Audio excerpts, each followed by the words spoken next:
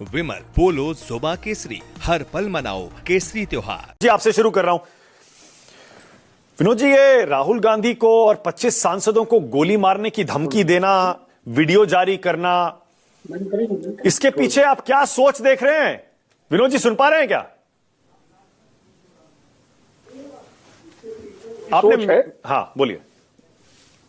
देखिए, इसके पीछे वही सोच है जो महात्मा गांधी की हत्या के पीछे थी, कि असहमति को बर्दाश्त न करना। और सबसे बड़ी बात यह है कि इस तरह की धमकी देने वाला कोई भी व्यक्ति हो, अगर वो वीडियो जारी करके धमकी दे रहा है देश के नेता विपक्ष को, मैं कह रहा हूं किसी को भी, राहुल गांधी नेता विपक्ष है, किसी को भी अगर कोई धमकी देता है तो उसके खिलाफ फौरन कार्रवाई होनी चाहिए, कानूनी कार्रवाई होनी चाहिए। कांग्रेस पार्टी को भी एफआईआर करानी चाहिए, और नहीं तो स्वतः संज्ञान लेना चाहिए पुलिस को। जब एफआईआर, जब फेसबुक पे कोई पोस्ट लिख देता है, ट्विटर पे कोई पोस्ट डाल देता है, उसके खिलाफ संज्ञान लेकर के कार्रवाई होती है और लोग गिरफ्तार होते हैं और जेल जाते हैं, तो ऐसा व्यक्ति जो खुलेआम वीडियो जारी कर रहा है, धमकी दे रहा है, एक नेता विपक्ष को मारने की गोली से और 25 सांसदों को गोली मारने की धमकी दे रहा है, तो ऐसे व्यक्ति के खिलाफ कानून चुप क्यों है?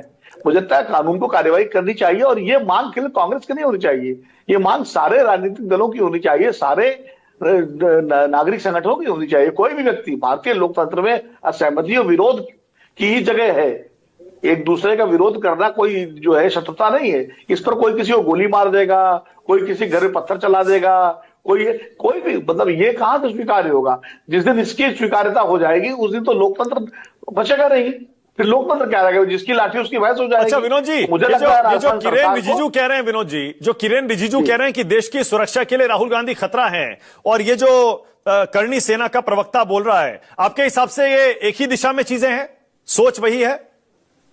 देखिए, करणी सेना के प्रवक्ता और किरेन रिजिजू की मैं तुलना नहीं करता। किरेन रिजिजू केंद्र सरकार के मंत्री हैं, संसदीय कार्य मंत्री हैं, और करणी सेना के जो कथित प्रवक्ता है, मैं उनको जानता नहीं हूं करणी सेना के प्रवक्ता है कि नहीं है। पहली बात तो ये सेनाएं इतनी बन गई है इस देश में जहां सिर्फ भारतीय सेना होनी चाहिए, तो तमाम सेनाएं बन गई। पहले के सतीश जी बैठे हुए, बिहार में बहुत सारी सेनाएं होती थी, रणवीर सेना, ब्रह्मर्षि सेना, लोरिक सेना, तमाम सारी सेनाएं बिहार में होती थी। वो सेनाएं तो अब नहीं है, लेकिन अब करणी सेना आ गई, कुछ और सेनाएं आ गई। एक तो सेना शब्द पर मुझे बड़ा वो है कि सेना तो भारतीय सेना है, और दूसरी सेना कौन सी है? तो एक तो ये, दूसरा ये है कि Kiren Rijiju parliamentary affair minister है। पहली बात तो उनको ये इस तरह का बयान नहीं देना चाहिए कि कोई एलओपी जो है देश के लिए खतरा है। अगर खतरा है तो फिर आप उनके खिलाफ जो है जांच कराइए, जांच करा करके जो उनके खिलाफ सबूत लाइए, सबूत लगा करके कार्रवाई करिए। खाली एक स्वीपिंग स्टेटमेंट देने से काम नहीं चलेगा कि फला आदमी देश के लिए खतरा है, फला नेता देश के लिए खतरा है। तो और जॉर्ज सोरोस तो ऐसा हो गया है कि कुछ जॉर्ज सोरोस को अमेरिका में नागरिक सम्मान मिलता है।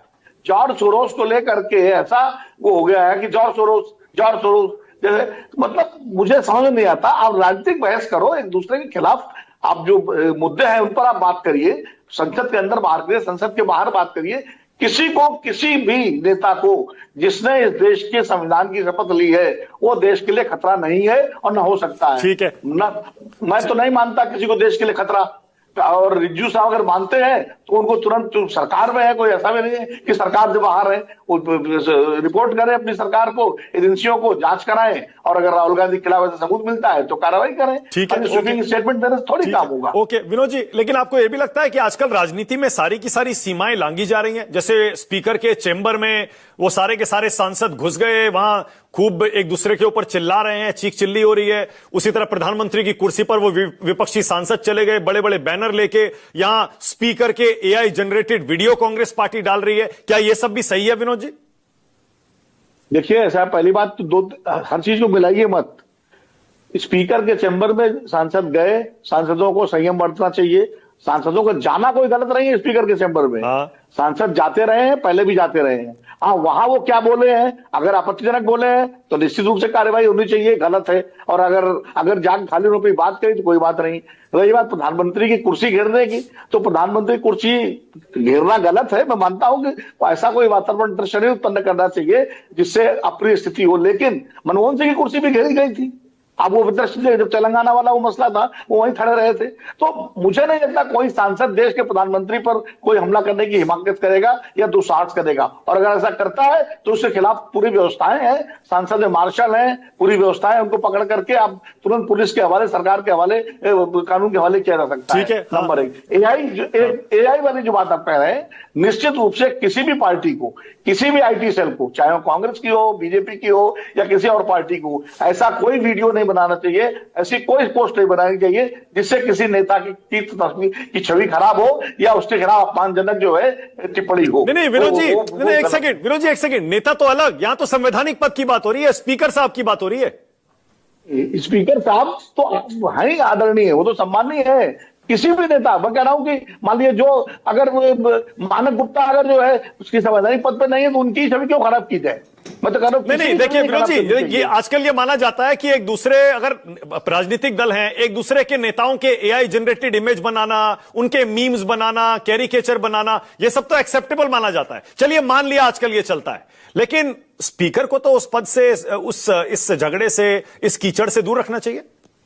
नहीं, स्पीकर को बिल्कुल दूर रखना चाहिए, स्पीकर को दूर रखना चाहिए, राष्ट्रपति को दूर रखना चाहिए, उपराष्ट्रपति को दूर रखना चाहिए, निश्चित रूप रखना चाहिए। मैं तो कहता हूं कि प्रधानमंत्री और नेता विपक्ष को भी दूर रखना चाहिए। अगर आप पार्टी, पॉलिटिकल पार्टी पर आप बनाइए, मान लीजिए बनाते हैं, कार्टून भी बनते रहे हैं पहले भी, लेकिन इस तरह के मीम कोई भी बनाए, और फिर भाई नेहरू जी को भी दूर रखना चाहिए, उनके भी तमाम सारे जो है मीम और वो सब जारी होते रहे हैं। तो मेरा कहना है कि ये मर्यादा तो पूरे राजनीतिक वातावरण में होनी चाहिए, और हर एक को इस मर्यादा, बिल्कुल सही है। ओके, सतीश के सिंह।